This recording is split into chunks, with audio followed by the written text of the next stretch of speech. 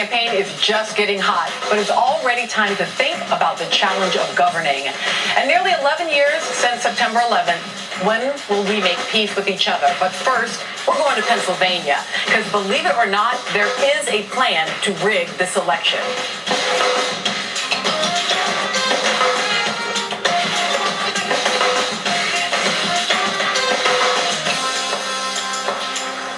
Good morning, I'm Melissa Harris Perry. If you're old enough to have been a baby nerd back in the 70s, you'll remember learning for the first time on Schoolhouse Rock about how a bill becomes a law. Remember this guy, just a bill, sitting there on Capitol Hill when he told us his life story? When I started, I wasn't even a bill. I was just an idea. Some folks back home decided they wanted a law passed, so they called their local congressman, and he said, "You're right, there ought to be a law." Well, this morning, I'd like to look a little more into the life story of a law that's not quite as innocent as our little friend Bill on Capitol Hill. Pennsylvania's voter ID legislation. This week, it will find its way into Pennsylvania's Supreme Court, where the American Civil Liberties Union and other opponents will present oral arguments against it. Pennsylvania's law requiring voter identification at the polls is one of the strictest in the nation. Opponents at this week's Pennsylvania Supreme Court hearing will be appealing the decision of Commonwealth Court Judge Robert Simpson. Last month, Simpson rejected a preliminary injunction request that would have kept the law from being implemented at the polls on November 6. Simpson based his decision on a U.S. Supreme Court case, Crawford versus Marion County, a 2008 ruling in which the court upheld voter ID law in Indiana. You see, prior to 2006, when the Indiana law passed, no state ever required a voter to produce a government-issued photo ID as a condition to vote. Indiana was the first. And in its arguments before the Supreme Court, the state of Indiana, just like the state of Pennsylvania in the lower court, admitted that it could come up with no, that is zero, zilch, zip, goose egg, no cases of in-person voter fraud, which is the very thing that the law is designed to protect against. But the Supreme Court upheld it anyway and set a precedent with its finding that merely the threat of voter fraud was enough to justify a voter ID law. Only that threat? It doesn't exist. According to the Brennan Center, which released an extensive analysis of voter fraud in 2007, quote, allegations of voter fraud, especially polling place impersonation fraud, almost always prove to be inflated or inaccurate.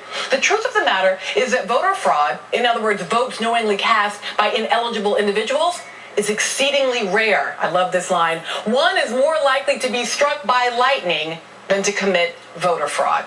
So, at this point in the story, our law finds itself in a bit of an existential crisis. You see, its whole reason for being is a myth. What's very real, however, are the people who could be denied their voting rights because of the law. 12.8% of registered Pennsylvania voters, more than 1 million people, and 12.6% of Pennsylvania voters who voted in 2008, that's more than 750,000 voters, lack a valid photo ID under the new law. And those who are least likely to have valid identification are actually a pretty diverse group. African Americans, Latinos, young people, the poor, people with disabilities. Here's the one thing they all share in common. They have a tendency to vote for the Democratic Party. Which brings me to the beginning. The Pennsylvania law grew up to attract national attention, but it had humble beginnings in a Republican-dominated state legislature. You see, before 2010, Democrats had run the House in Pennsylvania for 4 years. And Pennsylvania's first attempt to pass a voter ID bill, which had been vetoed in 2006 by the former governor, Ed Rendell. But after the election, Pennsylvania flipped from a blue state to a red one, with the House, Senate, and governor all dominated by the Republican Party. Enter this guy, Pennsylvania State Representative Darrell Metcalfe. Think of him as the bill's daddy. He first introduced it under its formal name, the Pennsylvania Voter Identification Protection Act. Coincidentally, Metcalfe's also a member of the American Legislative Exchange Council. You may remember it by its acronym, ALEC. You also may remember the name ALEC being mentioned in conjunction with the Trayvon Martin case. Imagine if a bill from the Hill had its origins not in an idea from some folks back home, but an organized group that brings corporations together with hundreds of state legislators who are sympathetic to the interests of those corporations. And instead of those folks back home calling their local congressman to write a bill, ALEC drafts model legislation for those legislators to take back to their states to pass into law. Stand Your Ground was one of those model laws. So was voter ID. It was a bill drafted by ALEC in 2009, according to a report from News 21, the investigative reporting project of the Walter Cronkite School of Journalism. So, Representative Metcalf told the Philadelphia Inquirer last month that Pennsylvania's voter ID law was based on the Indiana law that was upheld by the Supreme Court and not influenced by his ALEC membership. And yet, News 21's analysis found that more than half of the 62 voter bills introduced nationwide were sponsored in state legislatures by members or conference attendees of ALEC. But of course, correlation does not equal causation, which may leave us with even more questions about the life of the Pennsylvania ID law and how it began. Fortunately, Darrell Metcalf's colleague in the Pennsylvania State House, Representative Mike Turzai, has given us all a clear answer about where he hopes it will end. We are focused on making sure that we meet our obligations that we've talked about for years. Pro-Second Amendment, the Castle Doctrine's done. First pro-life legislation, abortion facility regulations in 22 years, done. Voter ID, which is going to allow Governor Romney to win the state of Pennsylvania, done. With me at the table, Judith Brown-Dianis is the co-director of the Advancement Project. Kenji Yoshino is a professor at NYU. Dorian Warren is an assistant professor at Columbia University. And Mickey Edwards is a former Republican congressman from Oklahoma. Thank you all for joining me today. Did I get that about right, Judith? Yeah, you hit it on the head. You told the story. Here we are in Pennsylvania. Advancement Project is counsel in that case that will be in the Supreme Court next week. And we know no evidence of voter fraud. We know who it hits. One group that also it hits are veterans who don't have expiration dates on their IDs. Yeah, because I was thinking, why wouldn't veterans have IDs? But it's because they don't have expiration dates. That's right. They expire, I guess. Pause and explain that, right? Because I want to be clear. I think a lot of viewers may not realize it's not just that you have to have something that shows who you are, but there are very specific rules about it. That's right. What's important is that the way that these laws have been crafted, and really crafted for partisan gain by politicians who want to manipulate the laws for their own gain, for their party, is that they surgically crafted them so that they actually hit the people that they want to suppress the votes of. And so the way that most of these laws have been crafted is that they're state-issued photo ID with a current address, no expiration date. And so, for example, in Pennsylvania, over 80% of the colleges and universities actually did not have an expiration date on their IDs. So those students are faced with not being able to vote. I think it's the surgical nature of it that feels to me like we've gone to a place where like this just can't really be about the notion of voter fraud. Because, you know, if you could sort of show basically it's clear that this is I am who I am, then you wouldn't have a problem with in-person. So let me give you another example of how this is a coordinated national campaign. So in the state of Minnesota, Republicans took over the legislature for the first time in 40 years, and they immediately passed a similar kind of law, vetoed. So what did? They put a constitutional amendment on the ballot this fall that would essentially do the same thing.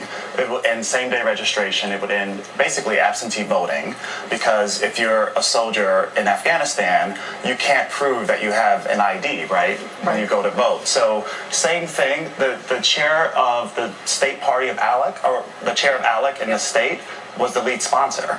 So this is coordinated across the country with the intention of disenfranchising the voters of a certain party. Now, Mickey, because I'm making a claim that this is about parties, and you and I are going to talk more specifically about your book a little later in the show, but this notion that one party has a specific interest, and let's be clear, historically, it was the Democratic Party, right? It was conservative Democrats at the turn of the century who passed the kind of Jim Crow laws, and now we have the Republican Party. Is there any way that we can imagine voting rights not being a partisan issue, but being a sort of a more broadly American concern? No, it's not going to change until we stop thinking about deciding everything based not on the common good, but on what's good for our political party.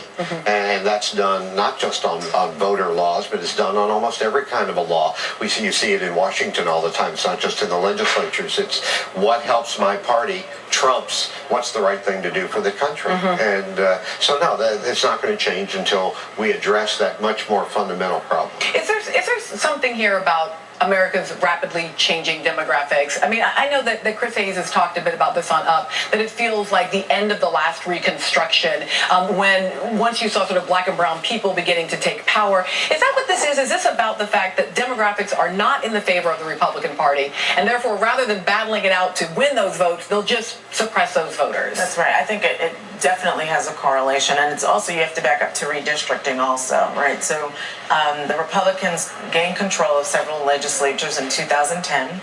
They redistrict themselves into power, and then they start to pass these laws that will keep them in power for a long time. And in places like Texas, for example, where they passed a very strict voter ID law, where you can vote if you have a gun license, but not if you have a college ID, right? That is a place where we see the changing demographics happening very quickly. And so there's this kind of scramble to make sure that they can hold on to their power in light of that. Yeah, and it feels to me, and you know, I guess part of the reason I wanted to tell that story is that there's kind of a discursive language here about suppression, and they're trying to, but really, if we just walk through what we actually know, the pathway seems very clear. And then we have, of course, Turzai saying this is about electing and allowing Mitt Romney to win the state of Pennsylvania. Is there any, you know, I just want to play this, is there any good legal or ethical or democratic with a little d reason to have a voter ID law? Does it improve the quality of democracy in some way? I don't think that we see any evidence of this, Melissa. I mean, my favorite line about this is actually from Justice Brandeis, and I have to give a tip of the hat to voting rights expert Pam Carlin for bringing it to my attention. But the line is, men feared witches and burned women. Men feared witches and burned women. In other words, he was talking about a different right, the right to free speech, but he was saying this communist threat in that case is just being jiggered up in order to prey on people's paranoia, and the people who are actually getting hurt are innocent.